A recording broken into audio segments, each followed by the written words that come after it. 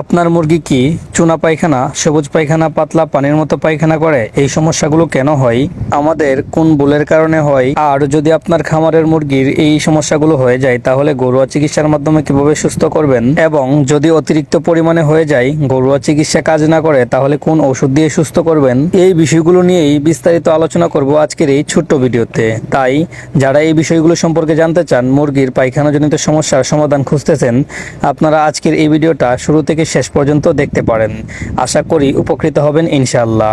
তবে আরও একটি কথা, ভিডিওটি যদি আপনি টেনে টেনে দেখেন কিংবা স্ক্রিপ্ট করে দেখেন তাহলে কিন্তু অনেক গুরুত্বপূর্ণ তথ্য মিস হয়ে যেতে পারে। বর্তমান সময়ের প্রায় প্রত্যেকটি খামারেই কিন্তু চুনা পায়খানা, সবুজ পায়খানা, পাতলা পানির মতো পায়খানা মুরগির পায়খানাজনিত সমস্যাগুলো একটু বেশি দেখা দিচ্ছে। তাই ভিডিওর শুরুতেই আলোচনা করি এই সমস্যাগুলো মুরগির কেন হয় এবং হলে কি করবেন। মুরগির এই পায়খানাজনিত সমস্যা বা এন্টারাইটিসের প্রবলেম মূলত মুরগির অন্ত্রের প্রদাহজনিত একটি রোগ, যা সাধারণত ব্যাকটেরিয়া, ভাইরাস, পরজীবী এবং পুষ্টিগত সমস্যার কারণে হয়ে থাকে। এই রোগ হলে মুরগির হজম শক্তি কমে যায়, ওজন কমে যায় এবং মৃত্যুর হার বেড়ে যায়। আসুন তাহলে জেনে নেই মুরগির এই পায়খানাজনিত সমস্যাগুলো আমাদের খামারে আমাদের কোন কোন ভুলের কারণে হয়ে থাকে। মুরগির চুনা পায়খানা, পাতলা পায়খানা, সবুজ পায়খানা, পাতলা পানির মতো পায়খানা, এগুলা সাধারণত মুরগির পানিবাহিত রোগ। মুরগি যখন নোংরা ও দূষিত খাবার খায় তখন মুরগির পেটে বদহজম দেখা দেয়, তখন এই সমস্যাগুলো হয়। তাছাড়াও মুরগিকে ময়লাযুক্ত পানি এবং দুর্গন্ধযুক্ত পানি খাওয়ালে এই সমস্যাগুলো দেখা দিতে পারে। অথবা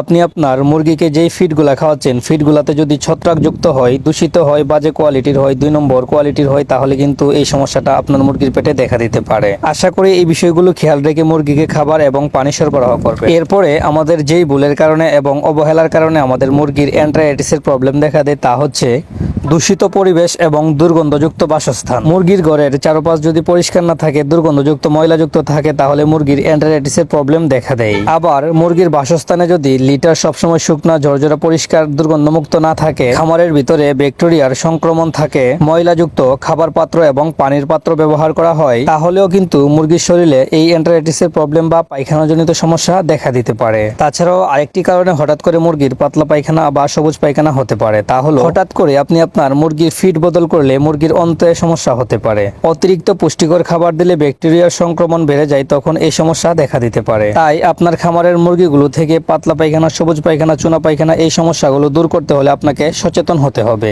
এবং সঠিক দিক নির্দেশনা মেনে আপনি আপনার মুরগিগুলোকে খাবার এবং পানি পরিবেশন করতে হবে। খামারের চারপাশ সবসময় পরিষ্কার পরিচ্ছন্ন, দুর্গন্ধমুক্ত রাখতে হবে। খামারের ভিতরে বাসস্থান সবসময় পরিষ্কার পরিচ্ছন্ন রাখতে হবে। লিটার সবসময় অ্যামোনিয়া গ্যাস মুক্ত রাখতে হবে, শুকনো ঝরঝরা রাখতে হবে। তাহলেই কিন্তু আপনার এই এন্টারাইটিসের প্রবলেম বা মুরগির পায়খানাজনিত সমস্যাগুলো আর দেখা দিবে না। মুরগিকে সুস্থ রাখতে হলে সবসময় ভালো কোয়ালিটির খাবার খাওয়াতে হবে এবং কোনোভাবে 2 নম্বর কোয়ালিটির বা লো কোয়ালিটির খাবার মুরগিকে দেওয়া যাবে না, তাহলে এই প্রবলেমগুলো দেখা দিতে পারে। আর এই প্রবলেমগুলো দেখা দিলে মুরগির মৃত্যুর হার অনেকটা বেড়ে যায়। তাই এই বিষয়টা সম্পর্কে আপনাকে অবগত এবং খেয়াল রাখতে হবে। প্রিয় দর্শক, আজকের ভিডিওটা একটু লম্বা হলেও ধৈর্য সহকারে ভিডিওটা শেষ পর্যন্ত দেখবেন। আশা করি শেষ পর্যন্ত দেখলে মুরগির চুনা পায়খানা, সবুজ পায়খানা, পাতলা পায়খানা বা পায়খানাজনিত সমস্যায় কোন কোন ওষুধ ব্যবহার করবেন এবং ঘরোয়া কোন কোন পদ্ধতি ব্যবহার করলে আপনার খামারের মুরগির এন্টারাইটিসের প্রবলেম দূর করতে পারবেন, এই সম্পর্কে প্রপার একটি ধারণা পাবেন। তাই ভিডিওটা শেষ পর্যন্ত দেখুন।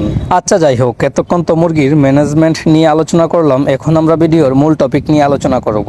এখন আমরা আলোচনা করব আপনার মুরগির যদি সবুজ পায়খানা, চুনা পায়খানা, মুরগির পায়খানাজনিত সমস্যা ঘরোয়াভাবে সুস্থ করার জন্য প্রথমেই আপনাদের প্রয়োজন হবে কিছু কচি পেঁপে পাতা।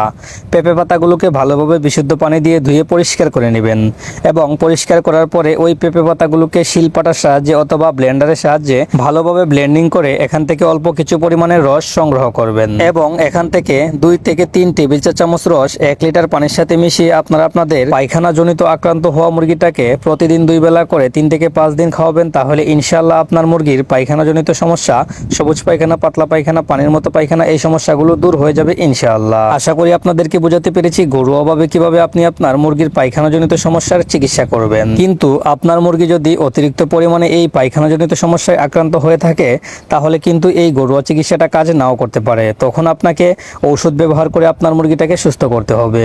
তাহলে চলুন জেনে নেই কোন ওষুধ ব্যবহার করে আপনি আপনার মুরগির পায়খানাজনিত সমস্যা দূর করবেন। মুরগির চুনা পায়খানা, সবুজ পায়খানা, এই পায়খানাজনিত সমস্যা দূর করতে আপনি অল্প টাকার মধ্যে ডাইরোবেট এই ওষুধটা প্রতি 1 লিটার পানির সাথে 1 গ্রাম করে মিশিয়ে আপনি আপনার মুরগিকে যদি প্রতিদিন 2 বেলা করে 3 থেকে 5 দিন খাওয়ান তাহলে ইনশাআল্লাহ আপনার মুরগির চুনা পায়খানা, সবুজ পায়খানা এবং পাতলা পায়খানা জনিত সমস্যা দূর হয়ে যাবে। তাছাড়াও যদি আপনি এই ওষুধটা না পান তাহলে কট্রিমবেট এই ট্যাবলেটটা 2 ভাগ করে 1 ভাগ 1 লিটার পানির সাথে মিশিয়ে আপনাদের পায়খানা জনিত আক্রান্ত হওয়া মুরগিটাকে 2 বেলা করে 3 থেকে 5 দিন খাওয়াবেন, তাহলে ইনশাআল্লাহ সুস্থ হয়ে যাবে। অথবা এই ওষুধটাও যদি আপনি না পান, হাতের নাগালে যদি রেনামাইসিন ট্যাবলেট পান, তাহলে একটা রেনামাইসিন ট্যাবলেটকে 1 লিটার পানির সাথে মিশিয়ে প্রতিদিন 2 বেলা করে 3 থেকে 5 দিন খাওয়াবেন, তাহলে ইনশাআল্লাহ মুরগির সবুজ পায়খানা, চুনা পায়খানা এবং পাতলা পানির মতো পায়খানা এই সমস্যাগুলো দূর হয়ে যাবে। প্রিয় দর্শক, আশা করি আপনাদেরকে বোঝাতে পেরেছি আপনি আপনার মুরগিটাকে কিভাবে ঘরোয়া চিকিৎসার মাধ্যমে পায়খানাজনিত সমস্যার চিকিৎসা করবেন এবং যদি ঘরোয়া চিকিৎসা কাজ না করে তাহলে কোন কোন ওষুধ দিয়ে ট্রিটমেন্ট করবেন। সম্পূর্ণ ভিডিওটি ধৈর্য সহকারে শেষ পর্যন্ত দেখার জন্য আপনাকে ধন্যবাদ। ভিডিওটি ভালো লাগলে অবশ্যই আমাদের চ্যানেলটিকে সাবস্ক্রাইব করবেন এবং পরবর্তীতে আপনারা কোন সম্পর্কে ভিডিও চান তা অবশ্যই আমাদের কমেন্ট বক্সে কমেন্ট করে জানাতে পারেন। আজকে এখানে বিদায় নিচ্ছি, দেখা হবে পরবর্তী ভিডিওতে। আল্লাহ হাফেজ।